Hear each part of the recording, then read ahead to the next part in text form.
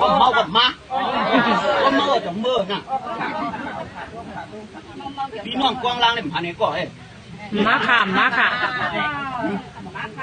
มาถึงไปถึงคุยกับพันอ่ะเขาได้กันไหมลูกคุยยังไง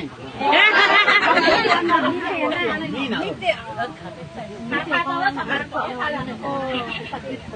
ผมเมาจากเมื่อไหนผมเมาเมื่อเฮ้คนใจหลีกล้วยนะ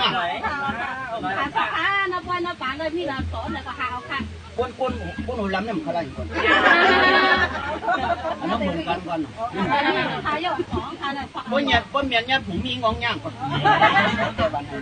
ได้เหรอเมาเลยยาพอกินไหนยามาเล่นบ้านอ่ะเป็นชิ้นเล็กก่อนตึงเมากัน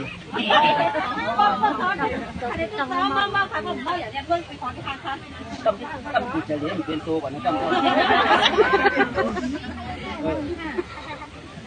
เขาที่กินเศษเนื้อชาปลาจอชีโลน้ำมันทับให้วันน้ำวันก็เมาเลยมีตีจัดเสียงทุ่งเมืองในมีตีไรหนึ่งมีเรื่องชักที่ทุ่งเมืองในมีตีไรหนึ่งงูมังกะหก5 ปีนี่เขาเด็ก